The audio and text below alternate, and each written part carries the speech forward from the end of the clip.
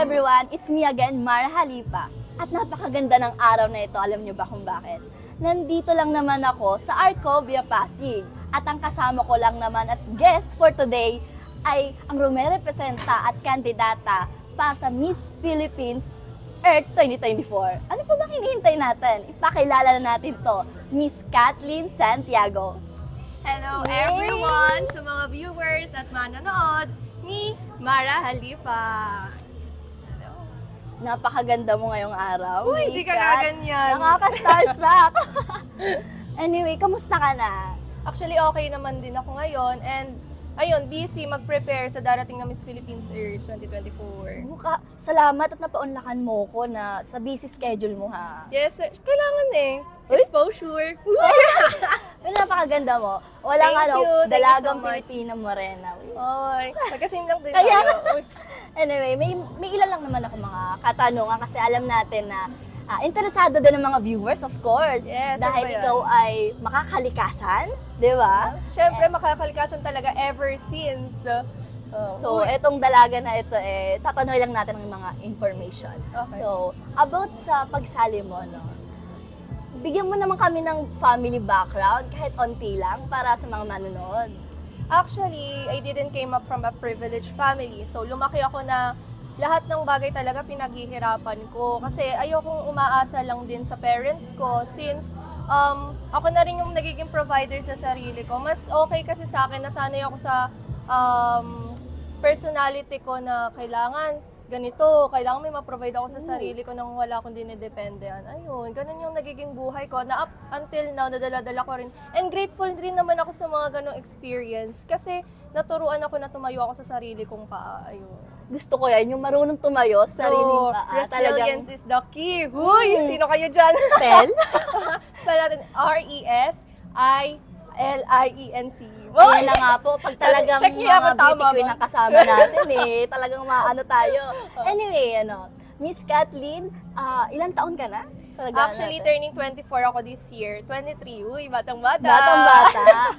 Anyway, ano bang message ng family, friends, o mga relatives mo nung sasali ka sa Miss Earth? Actually, nabigla sila kasi kakasali ko lang last year ng Mutyanong Pasig. So, hindi nila in-expect na from municipality pageant, tumalon agad ako ng national pageant. So, kailangan kasi pag sa national pageant talaga, buhos lahat. Hindi lang kailangan emotionally prepared ka rin and financially, of course. So, ako kasi talaga, as long as gusto ko yung bagay, ipapursue ko talaga siya. So, without doubt, talagang go for the laban ang Pasig. O, di ba? Parang maganda nun, yung pag gusto mo talaga, ilalaban paghihirapan mo. Which is parang talagang woman empowerment talaga yan, Legit yan.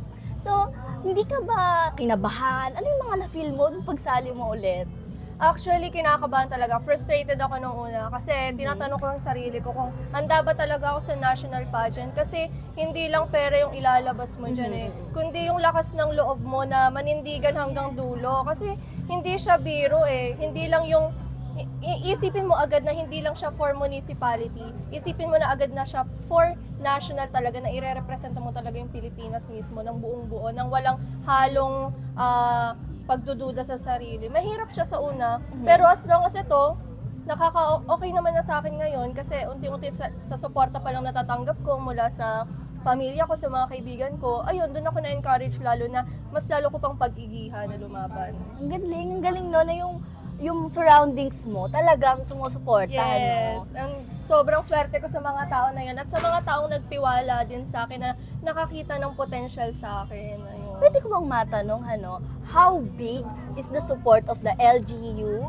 sa pagsali mo dito sa pageant na to? Sobrang saya ko kasi napaka-supportive nila even pa lang sa mga pag-screening pa lang. Andyan sila, napaka-hands-on nila sa So, akin. walang problema? Wala talagang problema. Smooth lang. As long as sinabi nila sa akin na, Kat, ano bang kailangan namin i-provide sa'yo para ma-lessen man lang yung mga iniisip mo. Doon pa lang, malaking kagaanan na ng loob sa akin kasi sila na rin mismo yung nag-i-initiate. Ayun. Kung, di ba, alam naman natin si Mayor Vico Soto ang kasalukuyang nakaano dito, Paano ang sinusuportahan? O nagkita na ba kayo, something? I think you will be very proud. Kasi Pasigenye.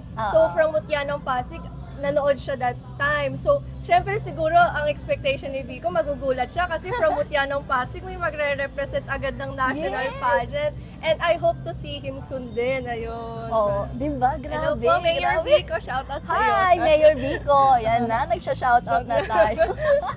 Ayun. Matanong ko, ano ba ang mga pwede mong i-advise o sabihin sa amin, paano ba sumali kapag sa pageant na ganito? Ang pinaghandaan mo ba ito? Ano yung mga paghahanda? Actually, during my first pageant nga nun sa Mutya, di ako talaga totally prepared. Aminado ako sa Mutya that time. Pero ngayon kasi, na-experience ko na, hindi na ako mag-start from scratch eh. May experience na ako. So what I need to do is to improve more of myself. Na mas focus ako talaga sa sarili ko.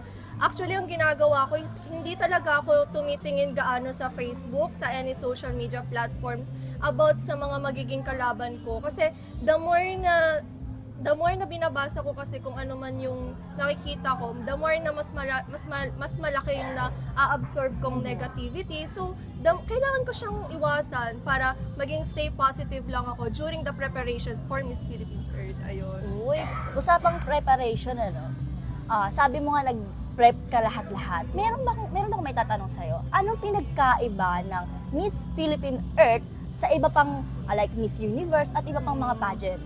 Ayun, yan ang ganda naman ang tanong mo kasi actually guys, nag-hike talaga ako. So more on environment talaga ako. Makakalikasan to, True, guys. legit na makakalikasan kasi nakapunta ako ng iba't ibang lugar. Actually, naikot ko yung Luzon, yung Visayas, and hopefully Mindanao din naman ma-experience kong maikot ang bundok sa Mindanao. Parang masaya to, Abangan nyo ako dyan mga taga Mindanao.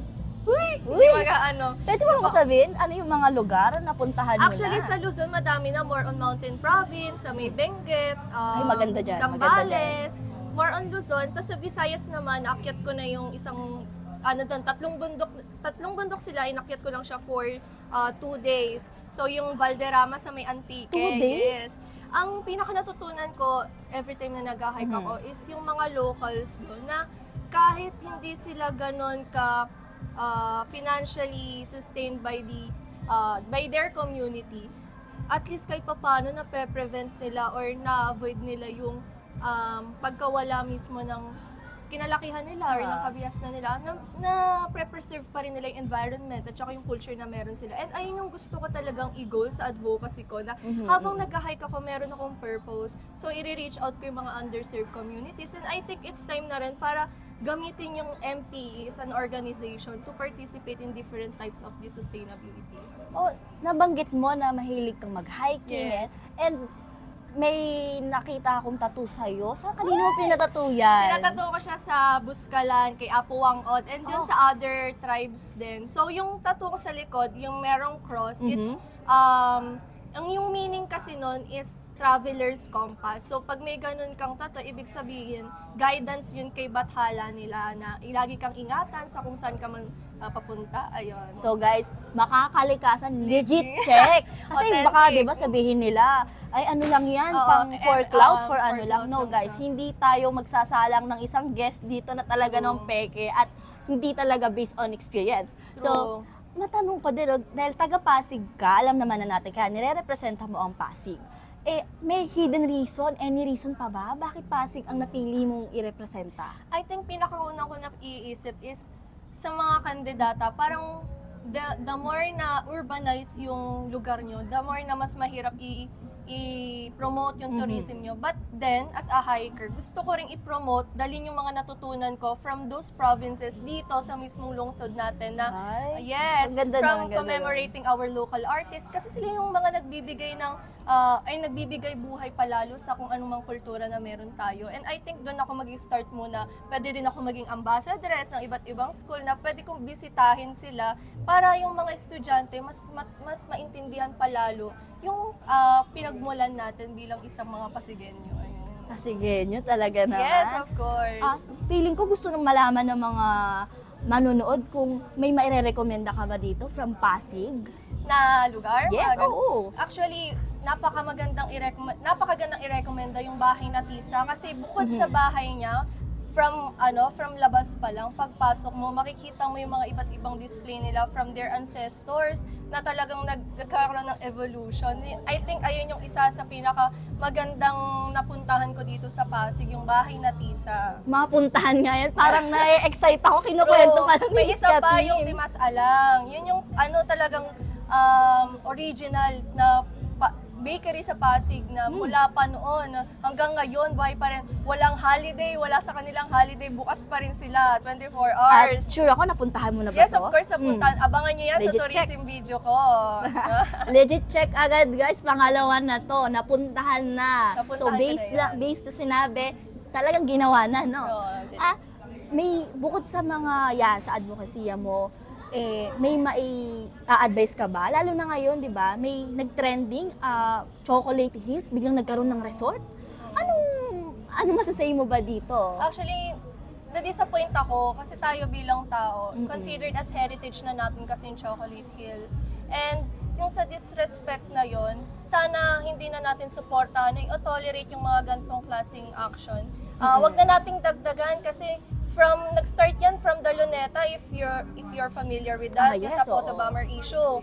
Huwag na nating dagdagan pa na meron ng Chocolate Hills din, nagtayo sila ng resort doon. Yung biglang And tumubo, ano? Yes. Grabe. Wala namang masama na magkaroon tayo ng progressive action towards sustainability. Ang masama is yung masyado nating tinitake advantage yung kalikasan natin. In fact, tayo rin naman yung magsasuffer niyan at the end kung iti-take advantage natin yung mga ganong klaseng bagay. Itong mga advice na to nanggaling talaga sa kandidata for Miss Philippines Air Yes. 2024, guys. So alam nyo na, suportahan natin si Miss Kathleen kasi legit check lahat. Makakalikasan, talagang may paninindigan to at talagang lahat bukas sa loob, di ba? Legit, Grabe, tama. Kaya pala, no wonder, ang ganda ng postura, ang ganda ng body niya. Bini-bini. Since patapos na rin ang buwan ng Marso, kung saan dinadaos natin ang hindi pa natatapos ang Women's Month, ano ang masasabi mo sa mga kapwa-kababaihan natin out there na nanonood, of course? May papayo ko lang sa mga kababaihan natin na panatilihin natin yung sariling atin. So, bukod sa pagiging babae, huwag nating kakalimutan na i-preserve din natin. Bilang isang makakalikasan, tayo mismo, Mother Nature represents its best, ika nga nila. So, tayo yung magbigay mabuting ehemplo, hindi lang sa mga bata, kundi sa ating lahat. Ayun. Grabe, no? Yung makasama ka sa isang upuan, grabe, ang dami natin na pagkwentuhan. Talagang marami kang mapupulot at may inspire ka na puntahan ng mga lugar dito sa Pasig City. Yes. Anyway guys, bago matapos ang vlog na ito, baka naman gusto mo silang imbitahan o magpapalaano ka ng support sa Facebook o saan man. Go! Ayun guys, supportahan nyo ako sa darating na Miss Philippines Earth 2024.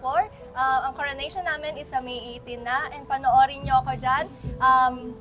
Ang iyong support ay taus-puso kong pinapasalamatan. Ngayon pa lang, ayun. At makakaasa ka sa aking suporta. Ay, thank you so Lalong-lalo na sinusuportahan tayo ng ating mayor na si Vico Soto at ng buong Pasig City, of Yes, course. of course. Laban tayo, Pasigenyo, umaagos ang pag-asa. Laban! Kaya sa mga manonood natin, guys, kilala nyo ako. Legit check lagi ito. It's Mara Halipa. Anyway, guys, magandang araw sa inyo lahat. At don't forget to like our page, her page, of course. Share, like, comment na rin po kayo on my YouTube channel, of course, guys. Anyway, adios! Bye!